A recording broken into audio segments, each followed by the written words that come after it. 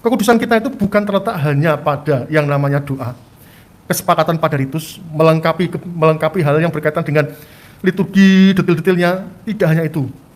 Tetapi kembali lagi, kekudusan itu nampak di dalam hidup sehari-hari.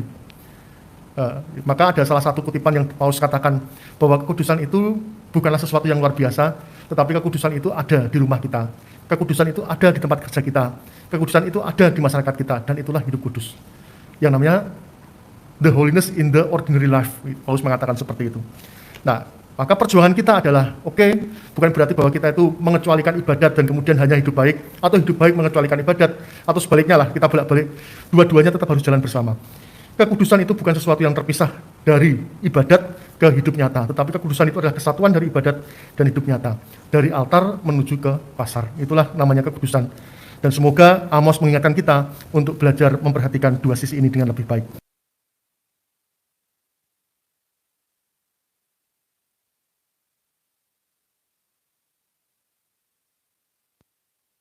Tuhan itu pengasih dan penyayang, panjang kesabarannya dan berlimpah kasih setianya. Dalam nama Bapa dan Putra dan Roh Kudus. Amin. Rahmat Tuhan kita Yesus Kristus, cinta kasih Allah dan persekutuan Roh Kudus senantiasa bersamamu dan bersama rohmu. Saudara-saudariku yang terkasih, kita memasuki hari Senin dalam pekan biasa yang ke-13. Mulai hari ini kita akan mendengarkan kisah mengenai nabi-nabi, terutama di dalam bacaan pertama. Dan yang akan kita dengarkan hari ini adalah kisah tentang Nabi Amos. Marilah di dalam perayaan Ekaristi ini kita bawa semua doa dan intensi kita untuk kepentingan kita maupun kepentingan saudara-saudari kita.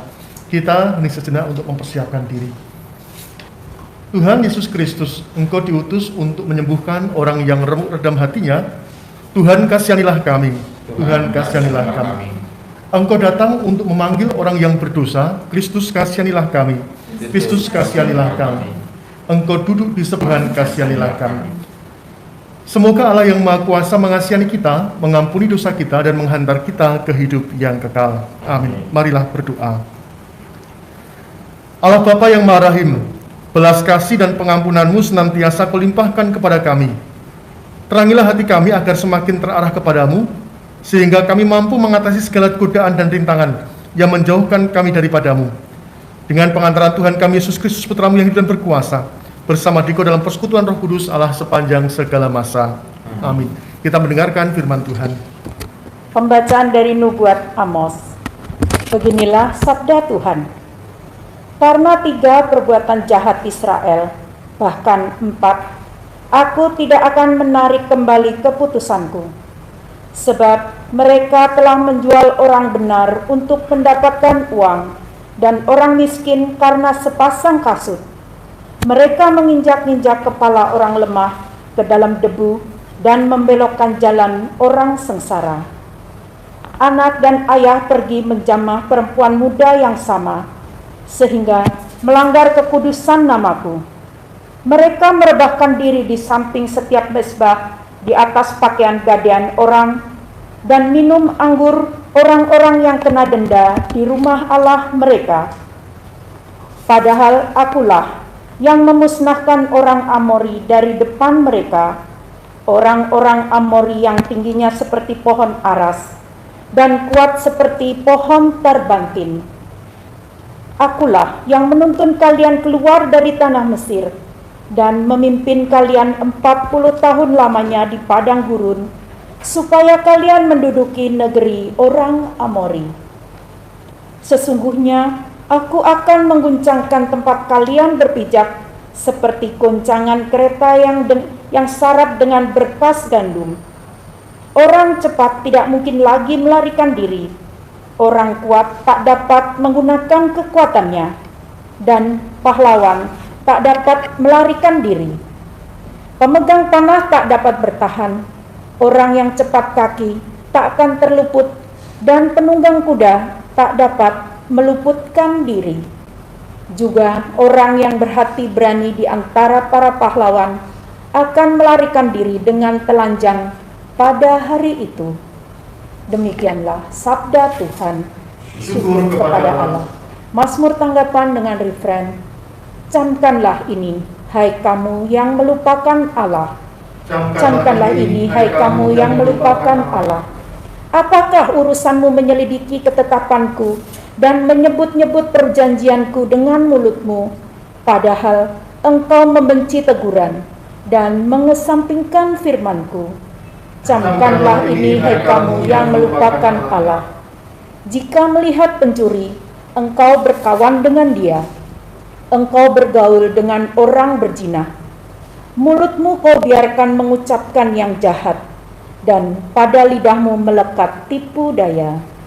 Camkanlah ini, hai kamu yang melupakan Allah. Engkau duduk dan menjelek-jelekkan saudaramu. Engkau memfitnah saudara kandungmu. Itulah yang engkau lakukan. Apakah aku akan diam saja? Apakah kau kira aku ini sederajat dengan kamu? Aku menggugat engkau dan ingin berperkara denganmu.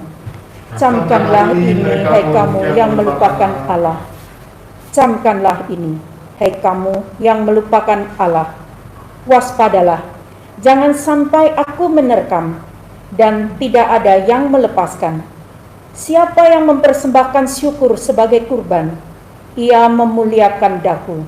Dan siapa yang jujur jalannya akan menyaksikan keselamatan yang dari Allah.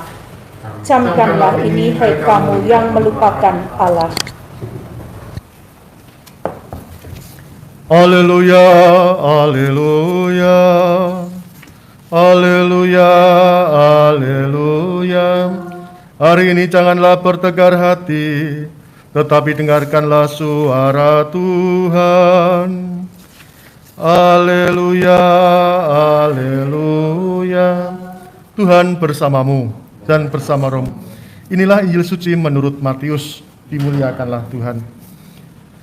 Pada suatu hari banyak orang mengerumuni Yesus. Melihat hal itu, Yesus menyuruh bertolak ke seberang.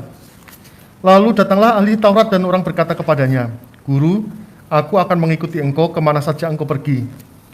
Yesus berkata kepadanya, "Serigala mempunyai liang dan burung mempunyai sarang, tetapi anak manusia tidak mempunyai tempat untuk meletakkan kepalanya."